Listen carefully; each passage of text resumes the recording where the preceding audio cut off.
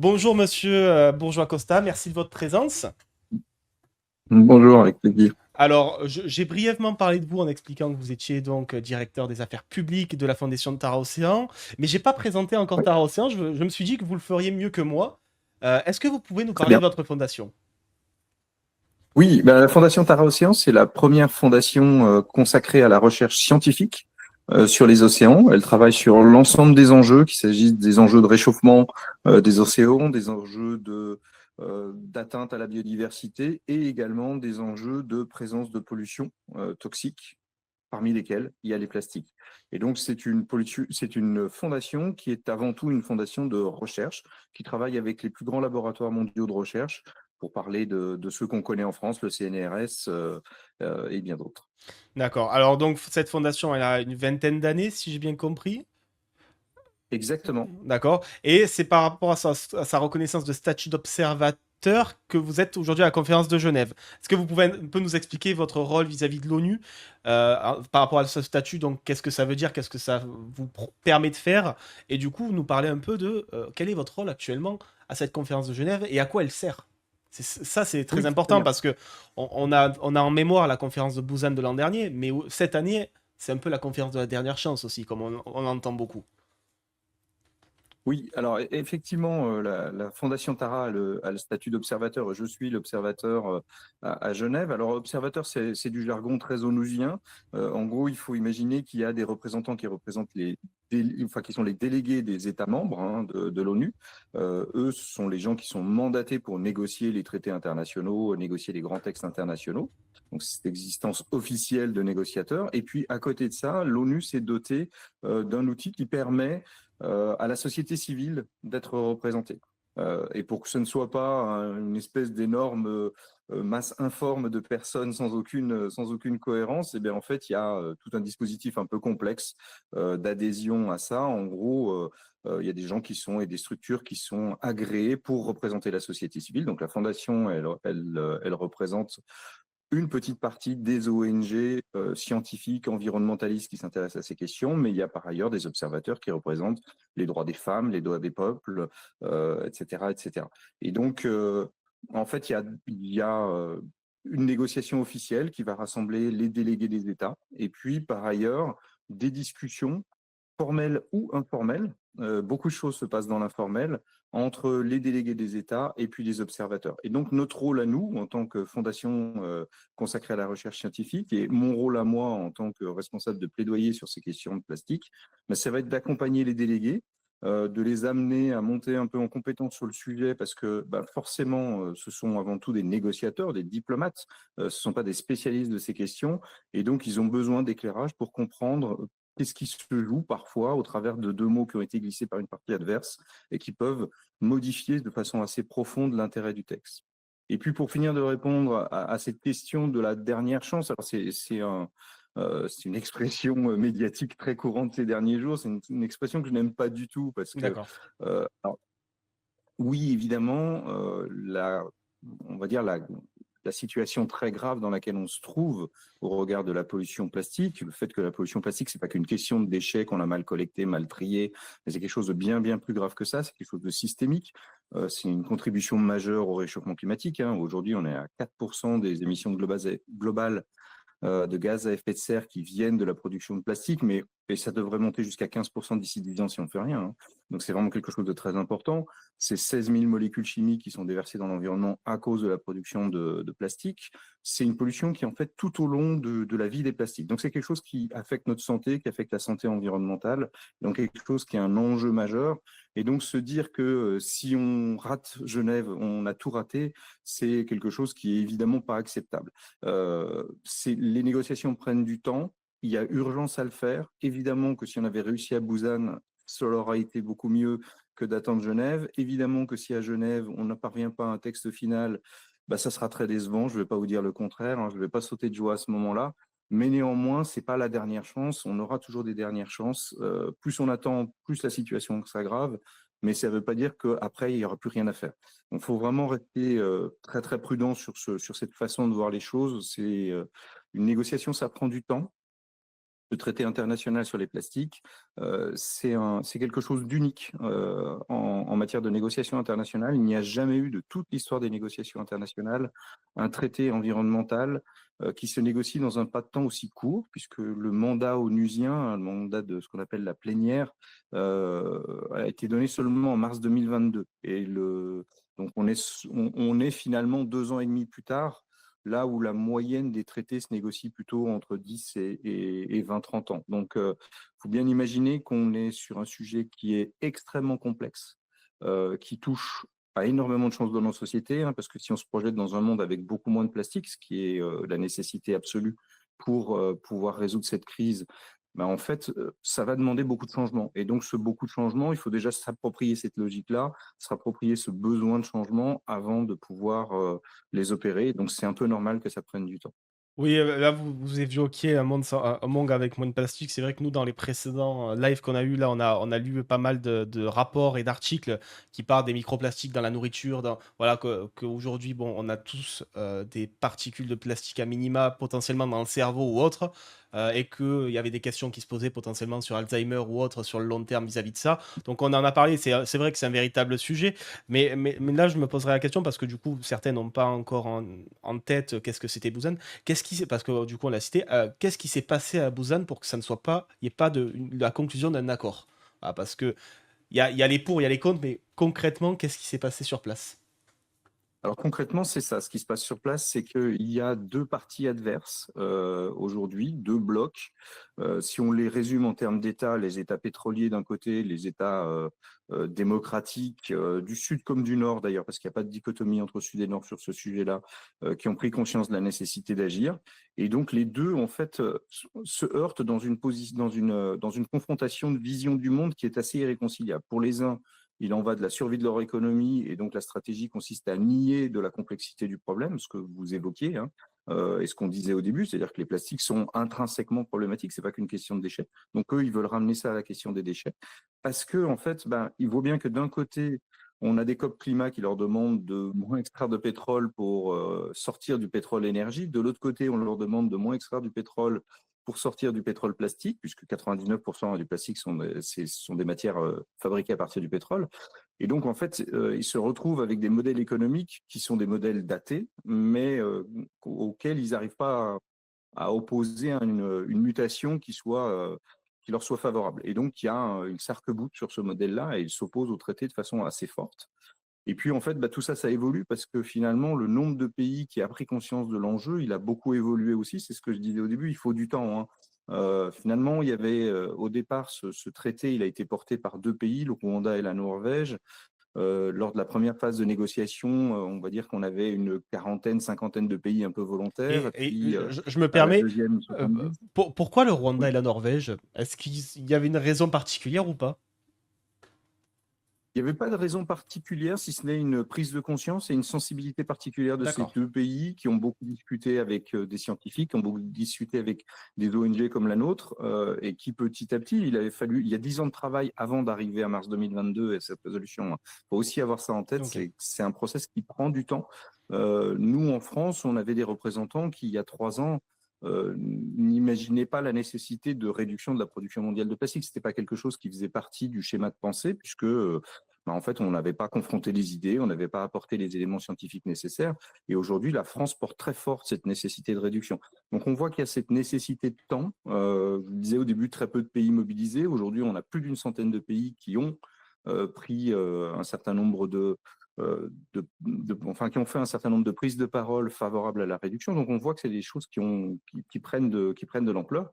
Mais évidemment, on a toujours ces deux blocs qui restent assez fortement irréconciliables. Et puis, bah, le bloc qui s'appelle lui-même like-minded, hein, en gros, Bien pensant. le bloc des pays, voilà, les bien-pensants, le bloc des pays qui est contre le traité, pour le dire un peu de façon caricaturale, bah, évidemment, ils vont exercer d'une stratégie d'influence et essayer de convaincre bah, surtout des pays en développement qui ont des problèmes, qui ont des difficultés économiques et sur lesquels, bah, en gros, des accords économiques vont peser en faveur de leur voix et de leur prise de position dans le traité.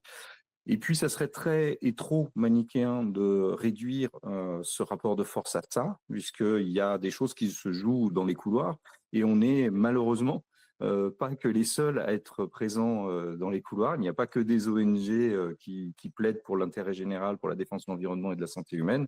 Il y a également des représentants d'intérêts économiques qui sont extrêmement nombreux, hein. Ils sont plus nombreux que les représentants de l'Europe actuellement, hein.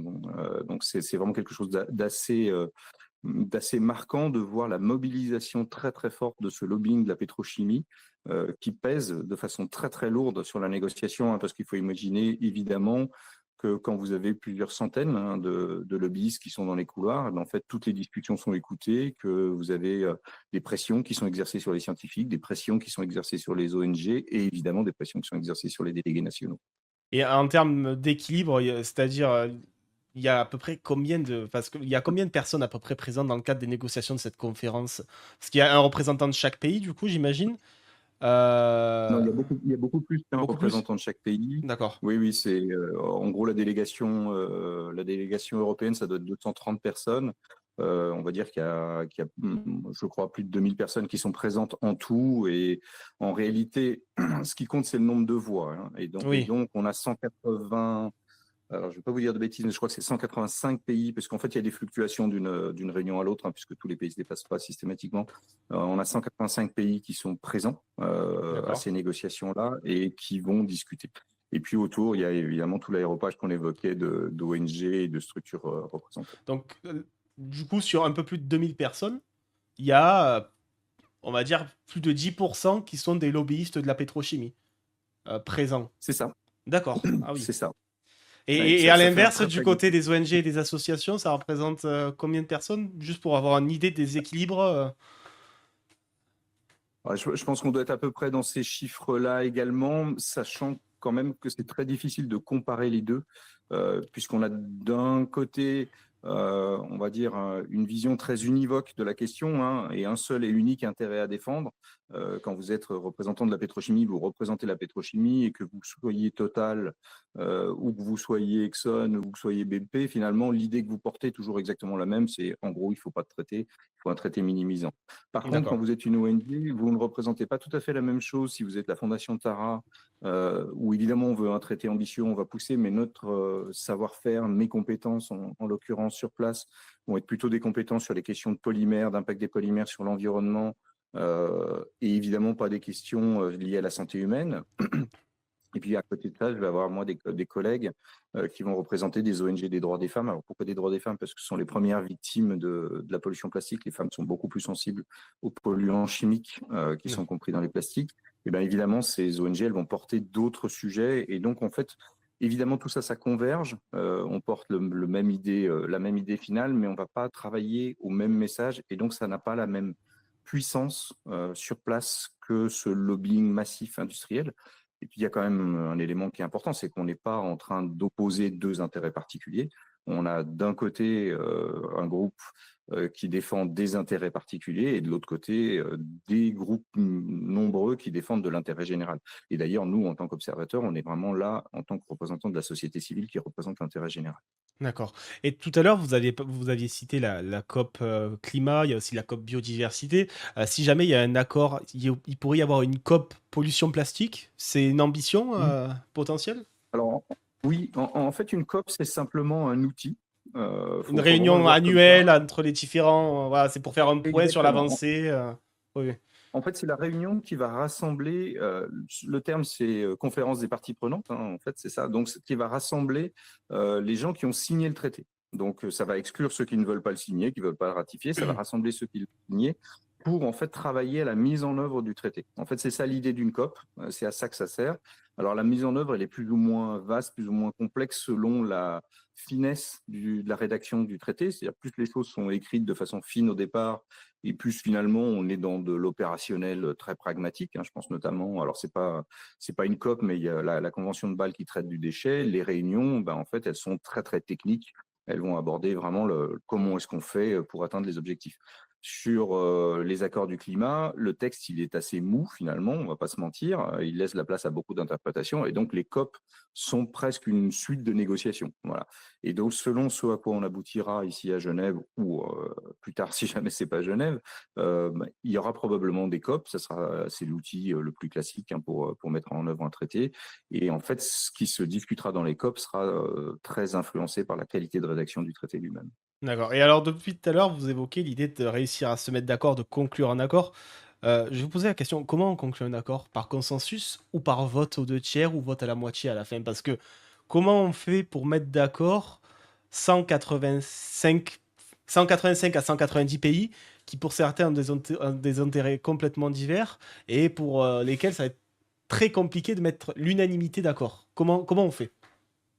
Alors, c'est un des sujets majeurs et c'est une des difficultés majeures, c'est que l'ONU ne s'est pas dotée de règles générales.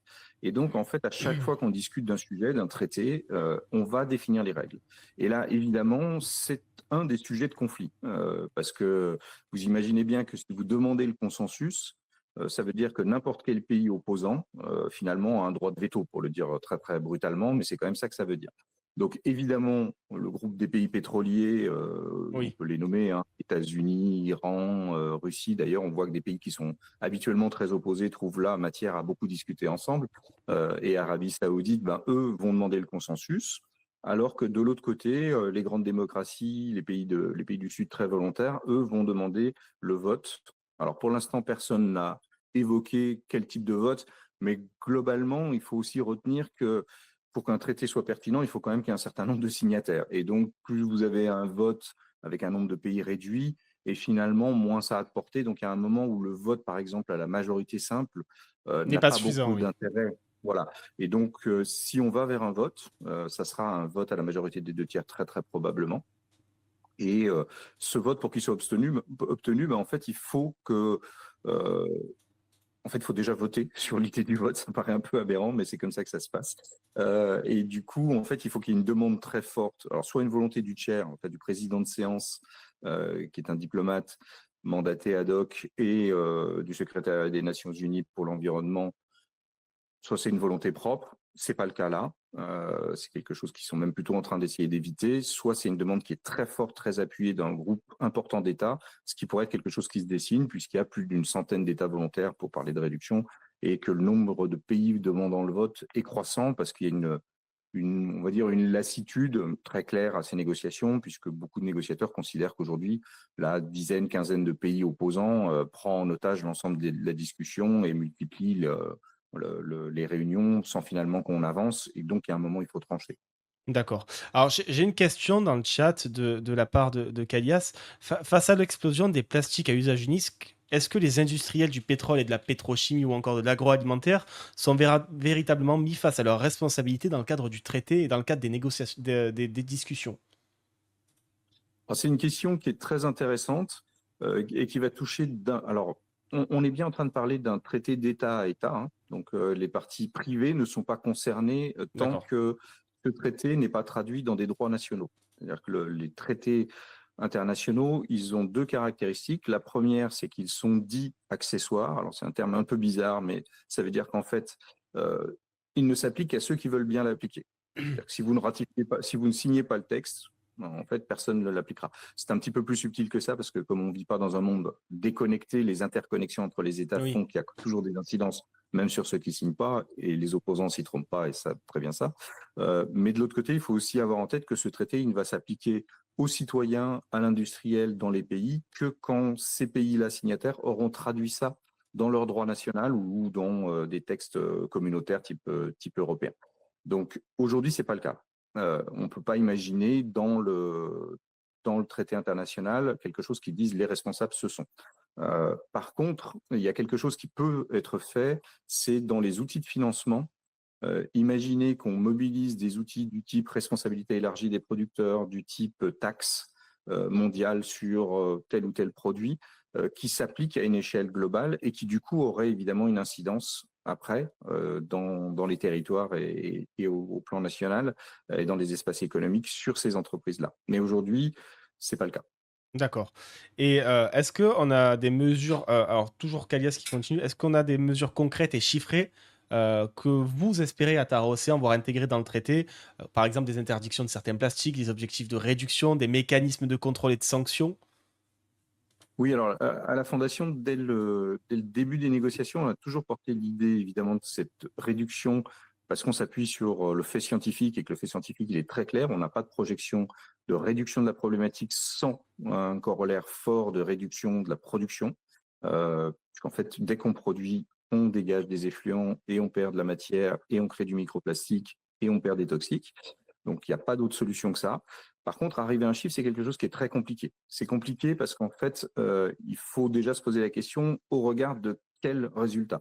En fait, les plastiques nous affectent de tellement de façons différentes que ça va pas être le même chiffre forcément si on parle de réduire l'impact climatique de la production de plastique. Donc ça, on a une modélisation qui existe, c'est une modélisation de l'université de Berkeley aux États-Unis et qui dit que sans une réduction de 75% de la production mondiale de plastique, on est incapable de tenir les accords de Paris. C'est impossible de rester sous les 1,5 degré, 2 degrés si on ne réduit pas de 75% de plastique.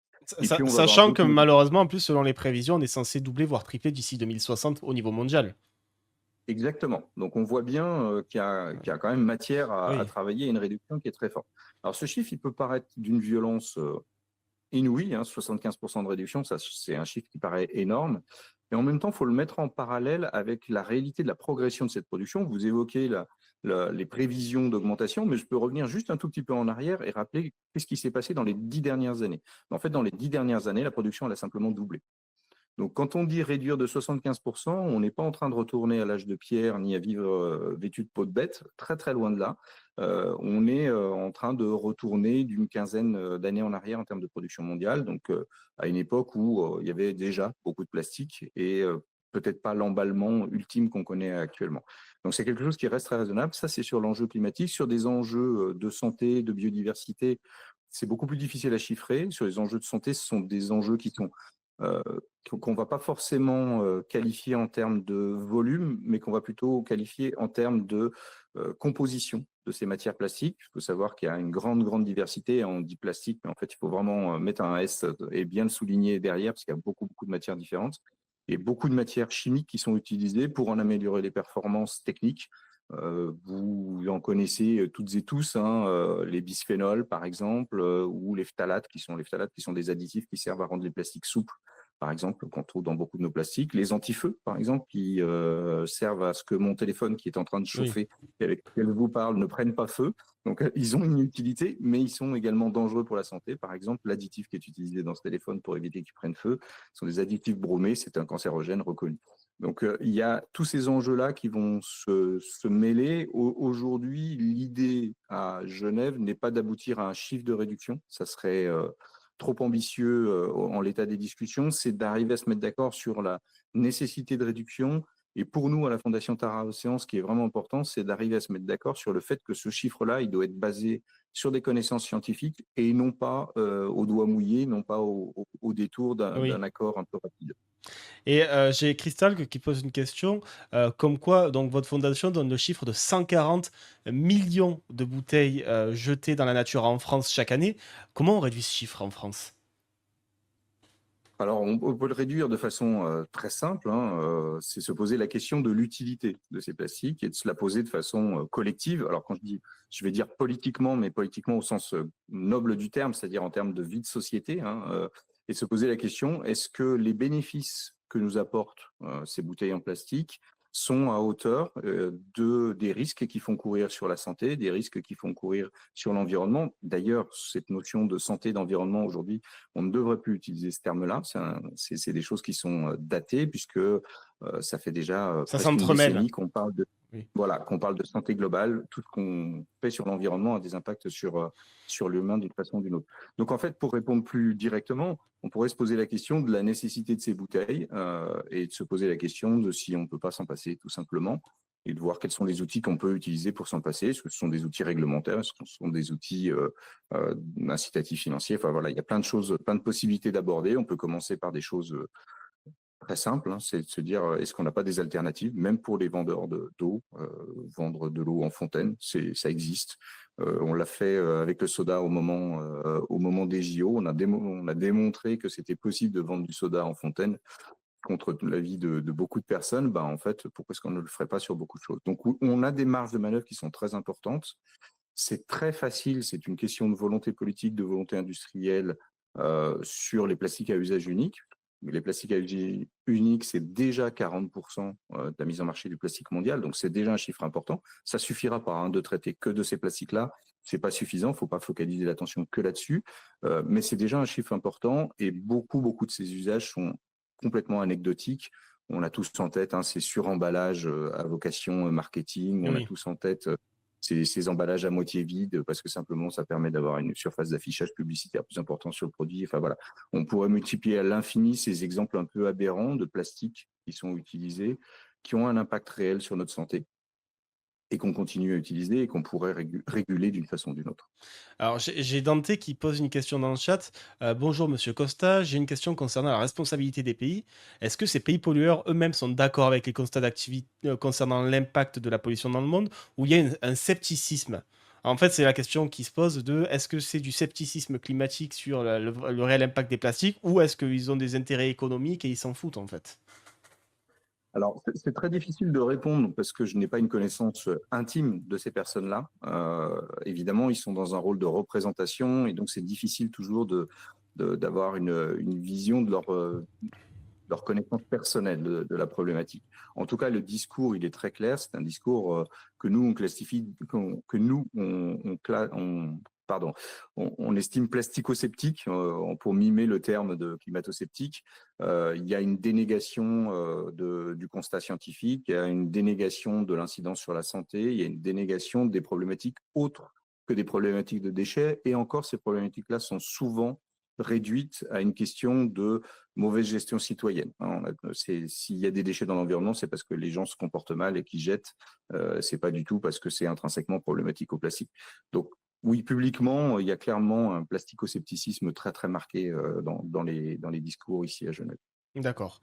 Et là, du coup, on parlait en France notamment du plastique, donc des bouteilles plastiques, mais de manière plus générale, il y a donc aussi donc, le plastique recyclé qui est équivalent à peu près recyclable, en tout cas 60% est recyclable.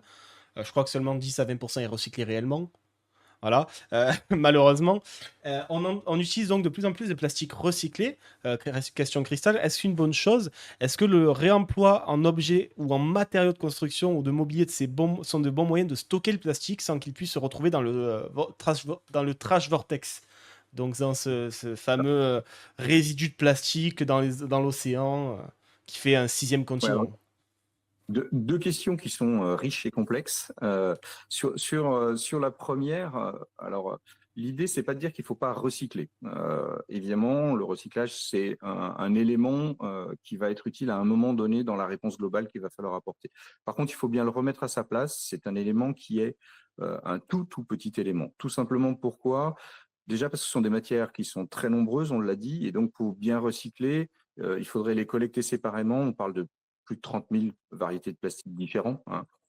Donc, il faudrait être capable de toutes les séparer, d'avoir des filières de recyclage, d'avoir un équilibre économique pour chacune de ces filières de recyclage qui soit effectif.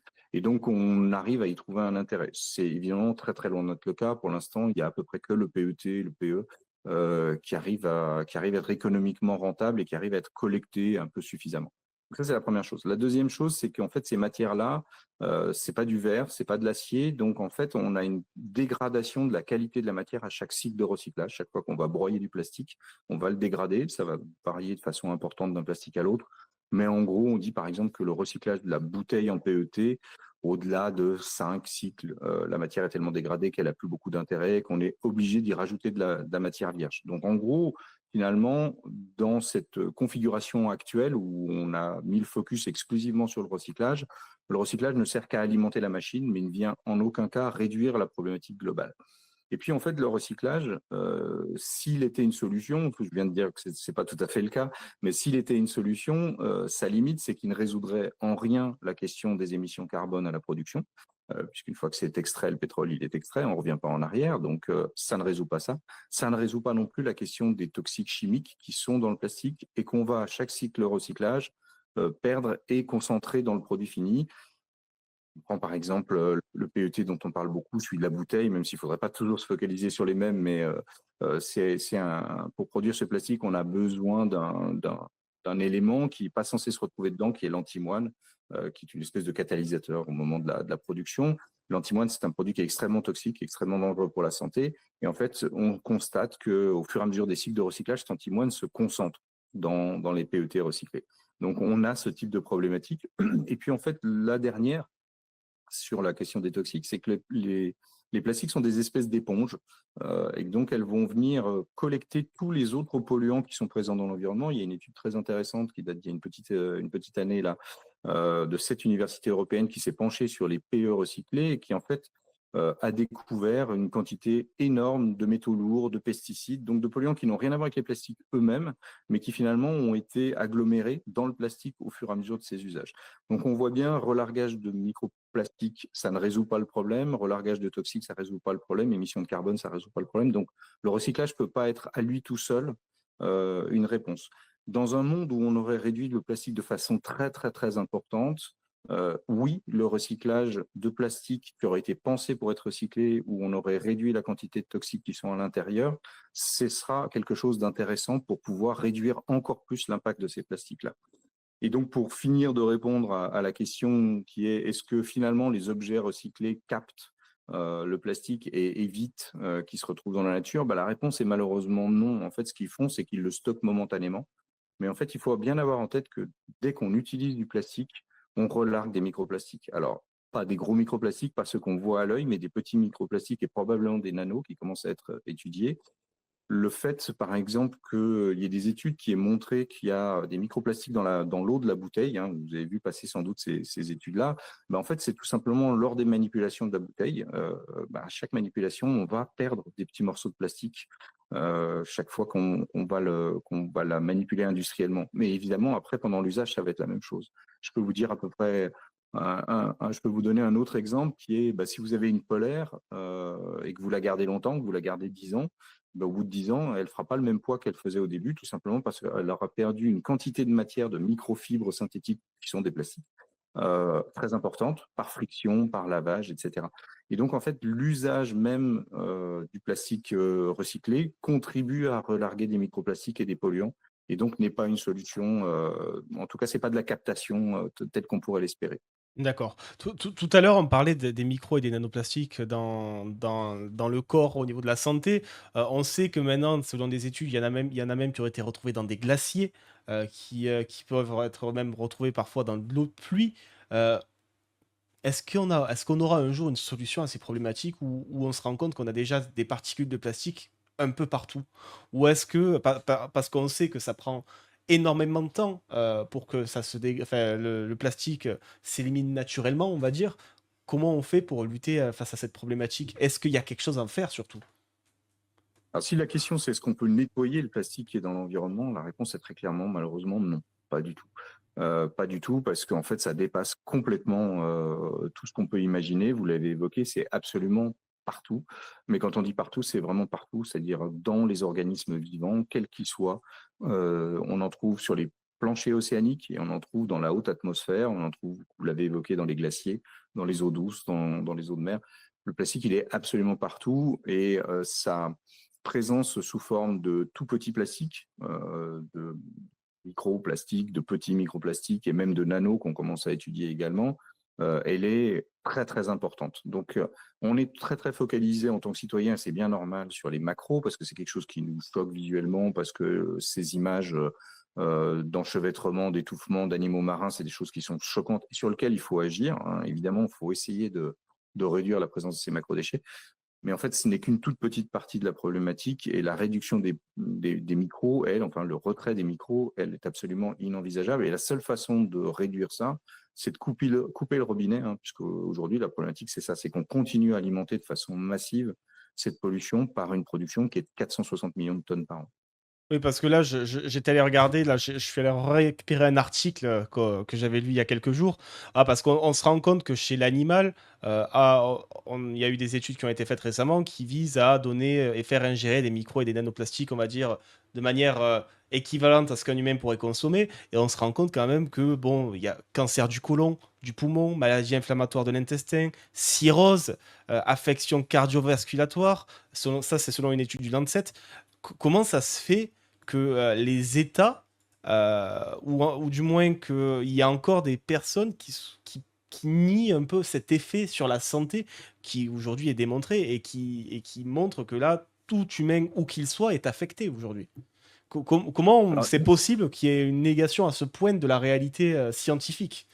Parce que là, c'est alors, quand même, voilà, c'est assez fou. il faudrait leur poser la question à eux, ça c'est une bonne question. Non, pour vous répondre, on retrouve les mêmes phénomènes sur d'autres sujets environnementaux, sur les pesticides, sur d'autres polluants chimiques. Il y a de l'ordre de la dénégation et du déni. Évidemment, je pense que quand on travaille dans un secteur économique donné, on a du mal à se dire et à s'avouer qu'on contribue au mal-être de la planète plutôt que de faire des choses bien. Il y a évidemment des gens qui sont des gens cyniques et pour qui le profit que génèrent ces activités-là passe par-dessus tout. Donc, on a en face de nous des humains qui ont leurs limites et leurs faiblesses comme partout. La difficulté, c'est qu'en fait, en fait, ce qui est problématique dans les plastiques n'est pas problématique. On va dire, ce ne sont pas des poisons au sens classique du terme, c'est-à-dire qu'on n'a pas une toxicité en termes techniques dite à effet de dose, c'est-à-dire que c'est pas une question de je prends un bout de plastique, ça m'empoisonne, je meurs, et donc je me rends compte que comme mon voisin prend un morceau de plastique, il meurt, et comme je me rends compte qu'en prenant un plastique, il meurt, ben, je vais arrêter de prendre du plastique. Ça marche pas comme ça. En fait, ce sont des phénomènes bien plus compliqués d'accumulation dans les organismes, d'effets cocktails avec d'autres produits, et donc c'est difficile d'avoir une vision très linéaire du le plastique pose le problème immédiatement. Et donc ça crée une espèce de distance c'est très étudié en psychologie comportementale, qui finalement fait qu'on ne se sent pas directement concerné par la problématique. Et puis évidemment, vous avez des intérêts économiques forts qui vont venir, on va dire, faire des fausses études, des études peu sérieuses pour dire que bah non, il n'y a pas du tout de problème et que ce n'est pas un souci et que finalement la connaissance n'est pas établie. C'est ce qu'on entend beaucoup à Genève, hein, de la part notamment de l'Arabie saoudite et des États-Unis, qui ne cessent de dire qu'on n'a pas de connaissances scientifiques sur la santé, des effets des plastiques sur la santé, que c'est beaucoup trop embryonnaire, etc. Alors qu'on a une coalition scientifique qui est présente à Genève, qui, elle, aujourd'hui, pose les faits de façon très, très claire. On n'a pas une connaissance scientifique des impacts de toutes les matières qui sont utilisées dans les plastiques, ça c'est vrai. Mais par contre, on a suffisamment de connaissances scientifiques de certaines pour dire qu'il faut vite arrêter parce qu'on est en train de s'empoisonner en même temps qu'on empoisonne la planète. Et j'ai Nipalou dans le chat qui pose la question des bioplastiques PLA. Qu'est-ce que vous en pensez? Qui sont faits à partir de maïs, très utilisés dans l'impression 3D. Est-ce qu'ils ont un risque particulier par rapport à d'autres, par rapport peut-être à leur surreprésentation en termes dans certains domaines, notamment comme dit dans l'impression 3D? Alors, les bioplastiques, il faut déjà faire attention à ce terme-là, puisqu'en France, on a le même terme utilisé pour deux réalités tout à fait différentes. On va parler de bioplastique quand on parle de plastiques qui sont biosourcés, c'est-à-dire en gros, on a extrait les molécules de carbone du végétal plutôt que de les extraire du pétrole. Donc ça, c'est les premiers bioplastiques. Et puis les autres, ce sont les plastiques qu'on dit biodégradables, et donc qui seraient plus facilement dégradés dans l'environnement. Donc les uns n'ont rien à voir avec les autres, c'est-à-dire qu'on peut très bien avoir des plastiques pétro-sourcés qui se dégradent mieux dans l'environnement. Aucun se dégrade complètement, ça il faut tout de suite mettre ça de côté. En fait, ces plastiques-là, ils se dégradent un peu plus facilement dans des composteurs industriels, donc dans des conditions qui n'existent pas dans la nature, avec un contrôle de l'humidité, de la chaleur et des bactéries qui est très important. Et puis de l'autre, on a effectivement ces plastiques type PLA, qui sont des plastiques dont on a extrait en fait, c'est la matière première. Alors quand je dis extrait, il faut bien avoir en tête qu'on n'est pas en train de faire un jus de carotte. Hein. C'est quand même de la chimie lourde. Hein. On va extraire le Oui. carbone des végétaux. C'est quand même, j'insiste dessus parce qu'il y a ce côté, on a mis le petit logo de maïs dessus et ça rend ça sympathique, etc. En fait, c'est pas parce qu'un plastique est d'origine végétale, en général partiellement végétale. D'ailleurs, c'est très très rare qu'on ait des plastiques 100% végétaux. C'est pas parce qu'il est d'origine végétale que c'est pas un plastique et qu'il n'a pas exactement les mêmes conséquences sur l'environnement que les autres. Et typiquement, un PLA, c'est avant tout un plastique en termes de dégradation, en termes d'émissions de microplastiques, en termes de pollution et de contribution à la dégradation des écosystèmes. Il a le même rôle et les mêmes problématiques que n'importe quel plastique. Et en fait, la difficulté, c'est que ces bioplastiques, ces plastiques biosourcés, on, on, en fait, on va se focaliser sur la matière première, donc sur le polymère, l'acide polylactique, en oubliant que pour qu'il ait des performances, on va lui ajouter des additifs. Et ça, personne ne communique dessus. Et ces additifs-là sont eux qui vont poser des problèmes. Et typiquement, quand on fait de l'impression 3D, il est fort probable, puisqu'on n'accède malheureusement jamais, c'est du secret industriel, à la formulation de ces plastiques, mais il est très très fort probable qu'on ait des antifeux pour éviter que lors de la chauffe, il y ait des problèmes et que ça soit peu sécure d'un point de vue manipulation. Et ces antifeux sont tous des antifeux qui sont très problématiques pour la santé humaine. D'accord. Et là, j'ai la question qui m'est posée par Harpoon des moyens de substitution au plastique. Voilà. Après, il y a aussi le problème de trouver des alternatives au plastique et le coût de remplacement.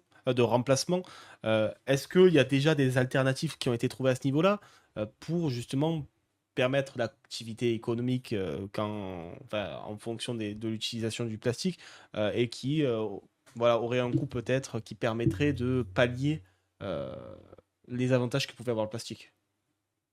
Alors, si la question c'est est-ce qu'on peut imaginer des matériaux qui nous permettent de ne surtout rien changer du tout, de continuer exactement comme on vit actuellement sans avoir d'impact, la réponse est absolument non. Ça n'existe pas et on va même aller plus loin, ça n'existera jamais. C'est impossible parce que si on a utilisé de façon si massive ces matériaux-là, c'est parce qu'ils sont extrêmement performants d'un point de vue technique. Le problème, c'est que dans l'équation, on a oublié d'autres réalités qui sont que ça soit performant techniquement, c'est bien, mais quand même, ce qui serait mieux, c'est que ça ne compromette pas notre capacité de survie sur cette planète et la capacité de survie des espèces qui nous accompagnent. Et la réalité, c'est ça. C'est vraiment qu'on a fait le choix de l'hyper-performance technique au détriment des autres composantes qui sont importantes.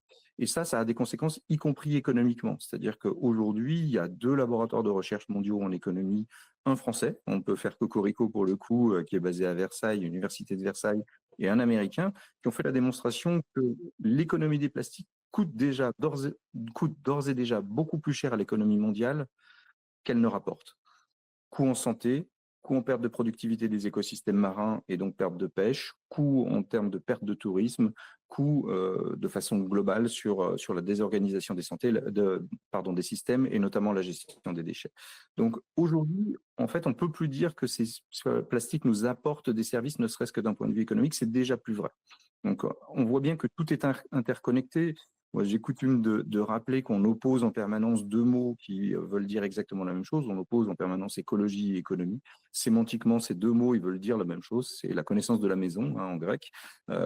Et donc, on les a opposés de façon complètement artificielle. Et aujourd'hui, l'enjeu, c'est de se projeter dans un monde, non pas où on va trouver des matériaux de remplacement pour faire exactement la même chose, mais on va fonctionner de façon un peu différente. Alors, ça a l'air un peu bizarre, ça a l'air un peu bousculant comme ça, mais finalement, on a 1001 usages des plastiques aujourd'hui qui sont complètement accessoires. On a une projection dans des usages comme s'ils étaient absolument inévitables et parfois c'est des usages qui ne sont pas utiles, qui ne sont pas nécessaires. Et donc il va falloir que collectivement, et c'est un enjeu de démocratie très important, très clairement, qu'on définisse où est-ce que les plastiques sont vraiment essentiels. Et quand on dit essentiel, c'est pas essentiel à chacun, parce que sinon, évidemment, chacun pourra dire mes plastiques à moi sont vraiment très Oui, importants, je vois mais encore des. essentiel en termes de Oui, pardon, allez-y, pardon. non, non, mais essentiel en termes de, on va dire, d'accès aux droits humains essentiels. C'est vraiment ça c'est vraiment ça l'idée. Et donc, pour dire très clairement, oui, on a des solutions qui existent et qui sont parfois très simples. Cesser d'acheter hyper emballé, qui est quand même un modèle économique qui n'a qu'un demi-siècle, grosso modo. L'humanité s'en est passée avant et elle pourra s'en repasser très, très facilement. Ça demande un peu de complexité d'organisation, c'est le vrac, c'est le réemploi, c'est ce genre de choses. C'est pas si difficile que ça. On peut aussi imaginer que des produits, on évoquait celui avec lequel on échange, qui est le smartphone, qui est un produit aujourd'hui, on ne va pas se mentir, qui nous est très utile, qui nous est très agréable et qui nous rend plein de services, mais qui est aussi un outil très problématique en termes de plastique et de toxicité. Mais on pourrait en réduire de façon très massive l'impact, tout simplement parce qu'aujourd'hui, un téléphone, sa durée d'usage moyen dans les pays occidentaux, c'est 2 ans et demi et qu'on pourrait très bien imaginer qu'un appareil avec un tel impact, qui est aussi dangereux, en fait, soient conçus pour durer beaucoup plus longtemps et qu'on n'ait pas besoin de les multiplier à l'infini. Il suffirait qu'on ait une garantie légale et on va dire, une obligation par les fabricants de remise à jour logicielle permanente pendant 10, 20 ans pour réduire d'autant, finalement, l'impact environnemental. Donc, c'est vraiment repenser nos systèmes. C'est ça qui va nous permettre de sortir de cette crise plastique qui devient une crise économique, qui est une crise sanitaire. D'accord. Bah, j'ai Crystal dans le chat qui réagit et qui me dit, dans les partenaires de la fondation, vous avez la société BIC. Société qui est Oui. beaucoup misée sur le marketing et la notion du jetable. Est-ce que la Fondation Tara Océan, par ses actions et sa participation à ces conférences, permet de sensibiliser vos partenaires aux enjeux environnementaux, notamment sur la notion de jetable? Oui, alors c'est très intéressant, en plus que vous ayez pris ce partenaire-là. Alors Alors, c'est pas moi, c'est je quelqu'un je vais dans le pas chat qui a sauté non, non, là-dessus. non, mais c'est très bien et c'est une très, très bonne question et je suis très, très à l'aise pour y répondre, vous inquiétez pas là-dessus, il y a vraiment pas de problème. Je vais pas répondre à la place de BIC, hein, très clairement. Moi, ce que je vais vous dire, c'est effectivement, BIC, c'est un symbole d'une époque où on se posait pas ces questions-là, ou en tout cas très, très peu de monde se posait ces questions-là. C'est un symbole du tout jetable. Et en fait, ce qui est intéressant avec ce partenariat, c'est que aujourd'hui, on discute de façon, mais vraiment très pointue, très précise. Allez regarder les prises de parole de Monsieur Clément Grandcourt, qui est le directeur de la section briquet, et vous vous rendrez compte qu'il y a une vraie prise de conscience et une vraie volonté de l'entreprise de sortir de ce modèle. Alors c'est quelque chose qui est difficile puisque c'est quelque chose qui s'est bâti pendant des décennies et qu'on réinvente pas. Mais aujourd'hui, cette entreprise-là, elle se pose des questions qui sont des questions fondamentales de comment est-ce qu'on reconditionne les briquets, par exemple, de comment est-ce qu'on va augmenter la durée de vie, de est-ce que c'est pertinent de continuer à utiliser les micro-bics qui finalement font peu de flammes par rapport à la quantité de plastique qu'ils utilisent plutôt que les grands. Est-ce qu'il ne faudrait pas abandonner ça? Donc il y a toutes ces questions-là qui sont dans le spectre. Et je redis, hein, je ne vais pas parler à la place de l'entreprise et de son dirigeant, mais il y a, ces questions-là, elles sont là et elles naissent, je pense, en partie, en tout cas, je ne vais pas me donner des lauriers excessifs, mais en tout cas, on contribue à alimenter cette réflexion-là et à accompagner. C'est vraiment nos rôles en tant que fondation scientifique, c'est d'accompagner des décideurs politiques, mais également économiques, à un changement. En étant tout à fait quand même conscient qu'une entreprise, sa vocation, c'est pas de sauver la planète, c'est pas de sauver le monde. En tout C'est de cas, faire pas des dans notre profits. monde libéral et capitaliste. Sa réalité, c'est de générer du profit. Et donc, pour qu'elle puisse agir de façon positive sans se mettre en difficulté d'un point de vue compétitivité, on a besoin de grands cadres réglementaires. Le traité serait ce cadre international qui permettrait derrière d'avoir des textes nationaux ambitieux et qui permettrait justement aux entreprises de faire les choses bien. Malheureusement, je connais de nombreux exemples, alors plutôt de petites entreprises, hein, de start-up, portant des projets très, très intéressants, mais qui n'ont jamais vu le jour, tout simplement parce que aujourd'hui, la réalité, c'est que, en fait, quand vous produisez des objets en plastique et que vous posez pas la question de leur impact, ben, il n'y a pas de souci. C'est-à-dire qu'en gros, vous avez externalisé les coûts sur la société et vous avez internalisé les rendements économiques. Et finalement, si vous avez en face de vous des gens qui font le contraire, bah, économiquement, en général, ça ne tient pas. Donc, on a vraiment besoin de ce cadre réglementaire important pour pouvoir permettre aux entreprises qui avancent, et il y en a beaucoup qui avancent sur ce sujet, de pouvoir exprimer leurs projets. Alors là, je reviens un peu sur la fondation, du coup, parce qu'on y est. Oh, j'ai vu que, du coup, vous faisiez des expéditions au travers de la fondation Tara Océan. Est-ce que vous pouvez un peu nous parler des objectifs de ces expéditions? J'ai vu il y en a une qui allait être annoncée prochainement, il me semble, ou une lancée en 2025. Est-ce que vous pouvez, je ne sais pas si vous avez le droit d'en parler, peut-être? Euh, voilà, parce que c'est vrai que c'est intéressant aussi de savoir que c'est pas juste de l'information, mais vous allez aussi faire de la production scientifique au travers de ces expéditions. Oui, alors c'est malheureusement pas moi, j'adorerais D'accord. être embarqué dedans. La fondation elle-même, oui, effectivement, elle a deux navires, un navire de recherche polaire qui a été lancé cette année et qui, lui, va travailler sur les questions polaires. Donc, on va faire ce qu'on appelle de la dérive arctique. Là, il est en phase d'essai entre le Spitzberg et le Groenland. Et donc, en fait, pourquoi les pôles? Bah, tout simplement parce qu'en fait, les pôles, du fait du fonctionnement de notre planète, rassemblent beaucoup de choses. Alors, il y a les enjeux climatiques qui sont absolument évidents sur les pôles, mais il y a également des enjeux toxiques, puisque, en gros, les grands courants mondiaux rassemblent malheureusement là-bas beaucoup de nos polluants, et on a des concentrations de certains polluants qui sont beaucoup plus importants là-bas qu'ils ne le sont chez nous, alors que les polluants viennent de chez nous. Donc, c'est un des enjeux. Et puis, on a la Goélette, qui est le navire historique de la Fondation Tara, qui était à l'origine un navire créé pour de la dérive arctique aussi, et qui a été le navire de sensibilisation à l'océan, racheté par Peter Blake avant qu'il soit assassiné à bord, puis repris par la Fondation Tara, et qui depuis sillonne le monde pour faire des expéditions scientifiques, vous l'avez très bien dit. Alors, qu'est-ce que c'est qu'une expédition scientifique pour la Fondation Tara? En fait, c'est un partenariat qui est créé avec des grands laboratoires de recherche mondiaux. Euh, on évoquait le CNRS pour la France, mais on pourrait évoquer le laboratoire de biologie moléculaire européen et bien d'autres d'autres pays et d'autres continents. Et donc, on va créer un programme de recherche scientifique sur des thématiques. Il y a eu des thématiques sur la biodiversité, en particulier les micro-organismes marins qui ont été étudiés pendant un certain nombre d'années. Il y a eu des problématiques, des enjeux sur les toxiques. C'est notamment la dernière mission qui a été faite, qui s'appelait Tara Europa, qui s'est achevée à l'automne dernier, qui consistait à aller analyser ce qu'on appelle le continuum ternaire, c'est-à-dire comment les effluents toxiques passent de la terre à la mer, comment est-ce qu'ils contaminent les écosystèmes marins. Et puis, évidemment, il y a eu des missions sur les plastiques, c'est celle qui nous amène là aujourd'hui, notamment une première expédition qui s'appelait Tara Méditerranée en 2013-2014, qui a été l'expédition qui a mis au jour le fait que malheureusement notre mer Méditerranée est la plus contaminée au monde par les microplastiques. C'est là qu'on y trouve les plus grosses concentrations du fait de son caractère à la fois de mer fermée, mais également d'un bassin de population gigantesque. Et aujourd'hui, en fait, ces travaux, ils nous ont permis de dire que, contrairement à la vision commune, ce ne sont pas les pays du Sud qui sont les gros pollueurs. Les gros pollueurs, ça reste les pays du Nord, même dans une mer comme la Méditerranée, où on pourrait s'attendre que des pays du Sud moins développés, avec des systèmes de traitement de déchets moins bons, soient plus contributeurs. Mais non, ce n'est pas le cas, c'est toujours nous qui sommes les gros contributeurs. Ça a permis de montrer aussi qu'on avait des fonctionnements de concentration de déchets microplastiques à certains endroits différents. Et puis, il y a une autre mission qui s'est achevée en 2019, qui s'appelle Tara Microplastique.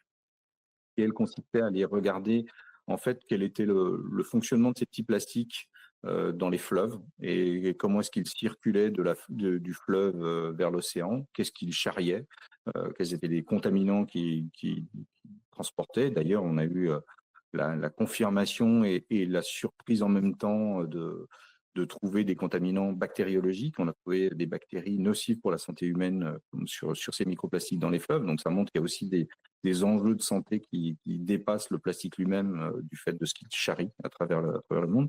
Puis, on a trouvé des concentrations qui sont absolument gigantesques de ces petits microplastiques dans les fleuves, qui en fait nous montrent que ces petits microplastiques qui sont déjà là, très très en amont, et que finalement la vision qu'on avait avant de gros déchets qui finissent par se fragmenter en mer, et c'est ça qui fait les microplastiques, elle n'était pas tout à fait juste. Il y a évidemment cette composante-là, mais il y a quand même une composante de beaucoup de petits microplastiques qui sont présents déjà dans les fleuves. Donc en fait, ça veut dire qu'il y a à terre un gisement très important, qu'on a une contamination des sols qui est très très importante, et qu'en fait, lors des phases de pluie, d'orage un peu fort, tout ça c'est lessivé, c'est embarqué.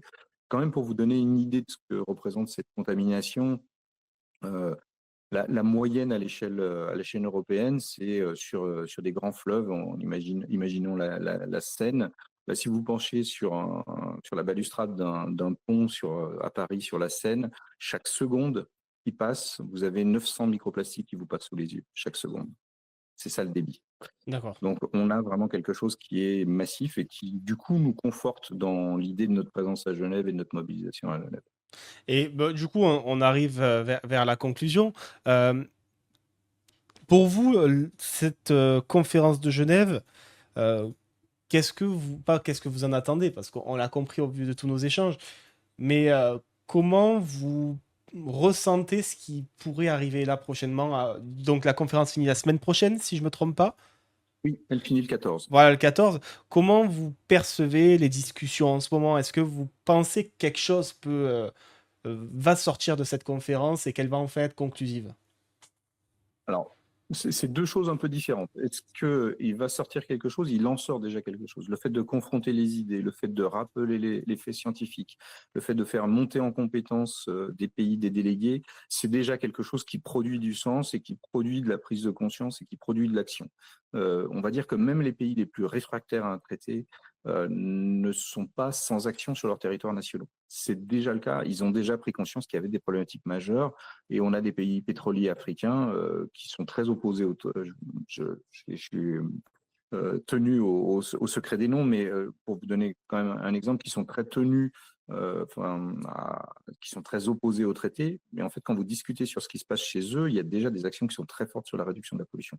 Donc ça veut dire qu'en fait, tout ça, ça sert, même si on n'arrive pas. Voilà. Mais évidemment, notre espoir, c'est qu'on arrive. Et aujourd'hui, c'est très difficile de se projeter dans le résultat au 14, parce qu'il y a encore beaucoup de travail à faire. C'est de la négociation diplomatique, donc il y a des choses qui m'échappent en tant que fondation de recherche scientifique et de préservation de l'environnement, des accords qui portent sur d'autres choses finalement que le plastique qui vont peser là-dedans, hein, sur les accords de pays à pays, des choses comme ça. Mais on voit déjà dans les discussions, et notamment hier, des choses qui sont très positives, c'est-à-dire que on était presque parti de l'idée qu'on n'arriverait jamais à obtenir des pays les plus réfractaires qui a un article sur la santé, par exemple. Or, hier, un des pays réfractaires, qui est le Brésil, finalement, a porté une proposition qui consiste à avoir un article spécifique sur cette question de la santé. Donc, on voit que finalement, il y a des choses qui bougent. Est-ce qu'on aura un traité qui est parfait à nos yeux? Ça, je peux d'ores et déjà vous dire que c'est évidemment pas le cas, et c'est pas comme ça que ça fonctionne. Est-ce qu'on aura quelque chose de suffisant? Je suis bien incapable de le dire aujourd'hui, c'est trop tôt malheureusement pour pouvoir avoir une idée de ce que ça va donner. Il y a encore beaucoup de temps de travail et beaucoup de temps de négociation. Et pour conclure, qu'est-ce que vous diriez à des personnes pour les convaincre de soutenir ou de rejoindre votre fondation? Je pense que ça fera une belle conclusion de finir sur la fondation en elle-même aussi, sur le travail que vous effectuez. Merci beaucoup. C'est une extraordinaire aventure humaine. Moi, j'ai passé toute ma carrière sur les enjeux environnementaux, et en fait, à la Fondation Tara, on a, alors c'est pas dans le discours officiel de la Fondation, mais moi je vais le dire comme ça, on a à la fois une aventure scientifique, puisque finalement on renoue avec les grandes traditions d'expédition du 19e siècle. Hein. On a des bateaux qui vont vraiment sur le terrain et donc ce sont des humains qui sont là-bas. Donc c'est une vraie aventure humaine, et de l'expédition qui se produit. Ça produit du sens, donc ça produit de la recherche, de la connaissance qui nous est indispensable aujourd'hui pour pouvoir avancer, pouvoir on va dire, affronter les challenges de notre époque. Et en fait, ces publications scientifiques, elles sont de renommée internationale. Hein, quand même un nombre très très important de publications dans les grandes revues de littérature scientifique type Science. Il y a eu plusieurs numéros spéciaux dans Science liés aux missions Tara. Et puis, en fait, on a également tout l'autre pan qui est vraiment très très important à la Fondation, qui est un pan de sensibilisation, d'information auprès du grand public, auprès des scolaires, auprès de gens qui ne sont pas forcément touchés par des questions environnementales. Il y a par exemple beaucoup d'actions sur le champ culturel. Et puis le travail qu'on fait par exemple à Genève, mais qui ne se limite pas à Genève, puisque j'ai des collègues qui travaillent sur les enjeux de climat, des collègues qui travaillent sur les enjeux de pêche, sur les enjeux de toxiques. Et ça, c'est vraiment très très important. Donc c'est une magnifique aventure scientifique, humaine et de préservation de l'environnement. Et en ça, ça vaut le coup de la soutenir.